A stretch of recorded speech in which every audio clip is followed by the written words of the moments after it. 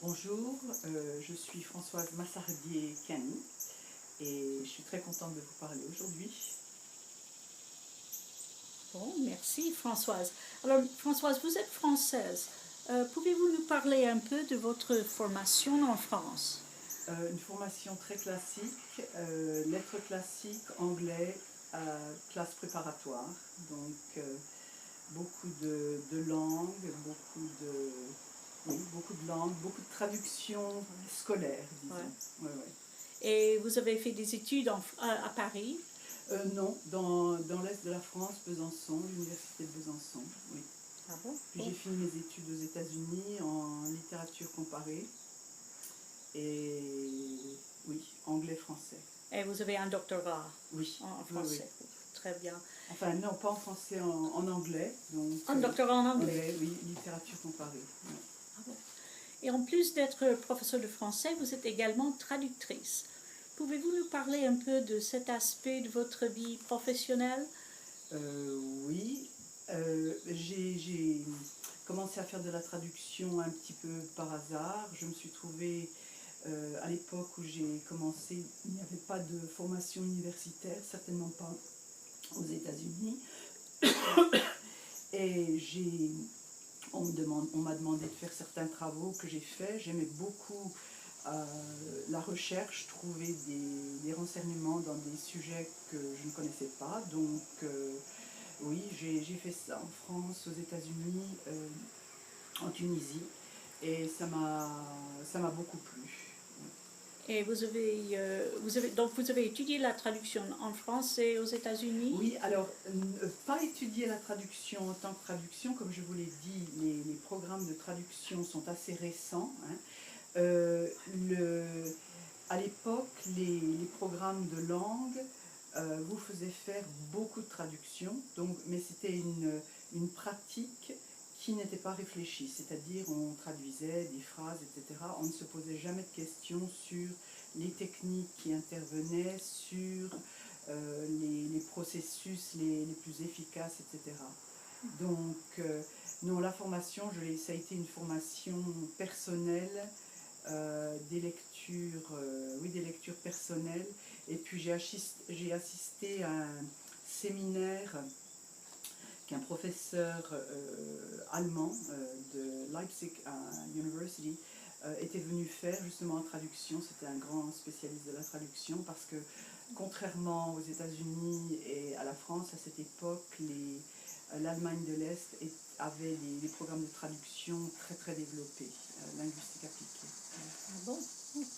Et vous êtes actuellement directrice de l'Institute for Applied Linguistics à Kent State University aux États-Unis. Parlez-nous un peu de ce programme. Je suis à la tête du programme depuis 10 ans. Il a été créé il y a maintenant 27 ans, donc c'est un des plus vieux programmes de traduction aux États-Unis. Justement, il a été créé à la suite d'une visite du président de l'université de Kent à l'université de Leipzig, où il a admiré justement les programmes de traduction, etc. et a créé un programme ici à son retour. Donc j'ai bénéficié de ça. Le programme au début a commencé avec la maîtrise, 3 langues, espagnol, allemand, français, auquel on a ajouté le japonais, le russe et récemment l'arabe.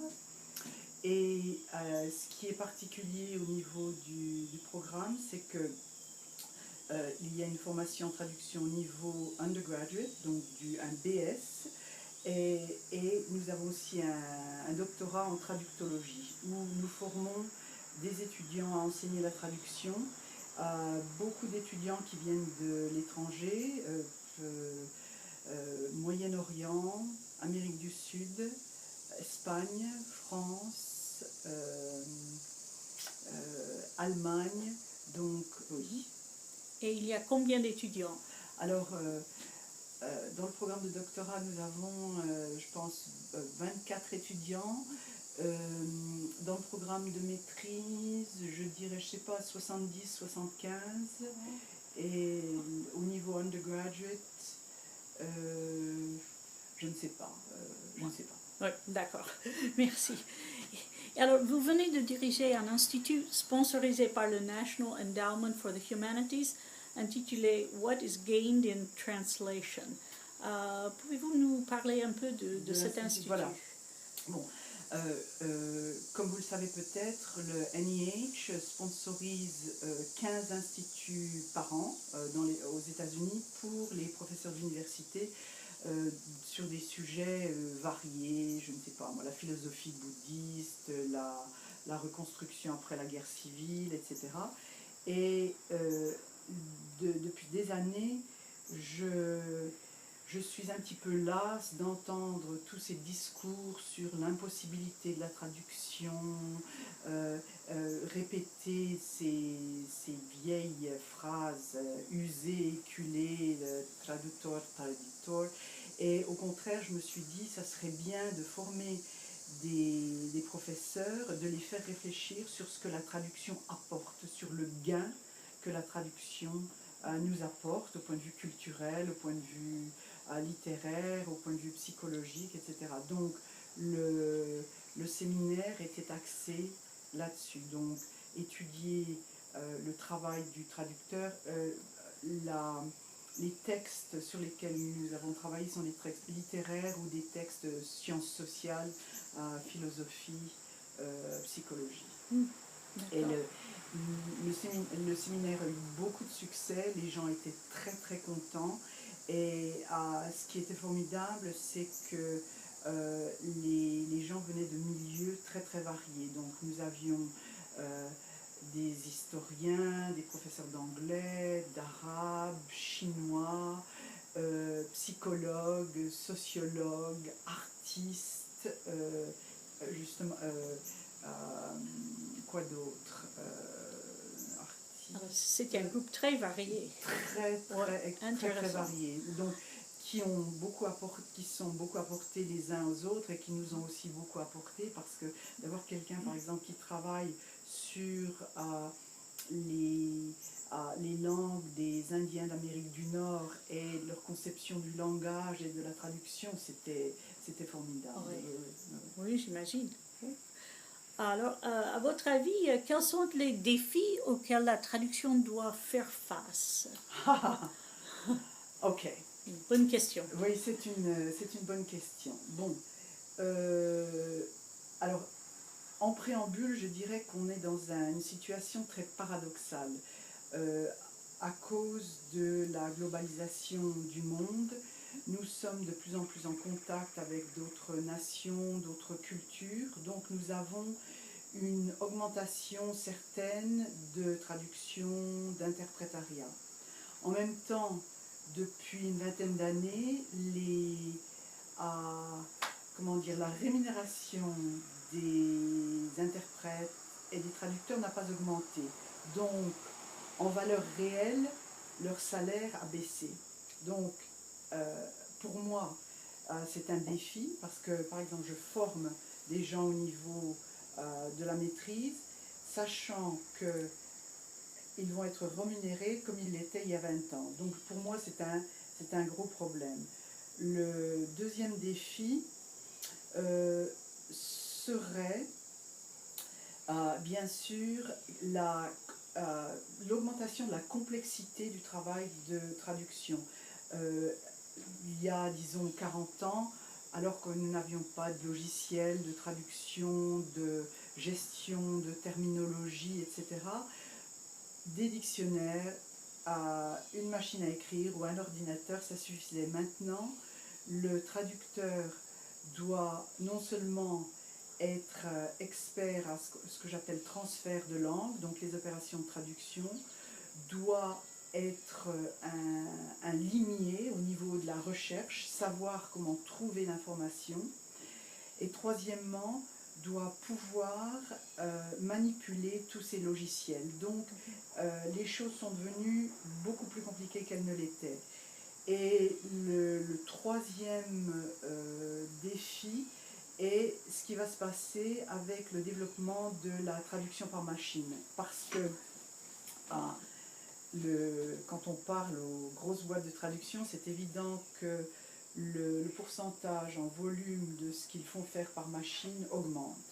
Donc, quelles vont être les conséquences pour les traducteurs? Ils ne vont pas perdre leur travail, mais leur travail va être redéfini. Le traducteur va être obligé de faire beaucoup de ce enfin en anglais on appelle ça du post-editing, c'est-à-dire de la correction de texte sur machine, et qui demande un savoir-faire très différent du savoir-faire mis en jeu par le transfert d'une langue à une autre. Donc ça, oui, donc pour moi trois grosses questions au niveau des salaires et de la manière dont l'industrie des langues se développe, la complexité des tâches et le défi de la traduction par machine. Bon. Pour l'instant, il y en a sans doute d'autres, mais ce sont les trois choses auxquelles je songe, disons, régulièrement. Oui, bien sûr. Bon, alors pour notre dernière question, on dit que celui qui connaît 3 langues est trilingue, celui qui connaît 2 langues est bilingue, et celui qui connaît une langue est américain. Croyez-vous que ce commentaire est juste en général? Le commentaire est amusant. Est-ce que le commentaire est juste? Oui et non.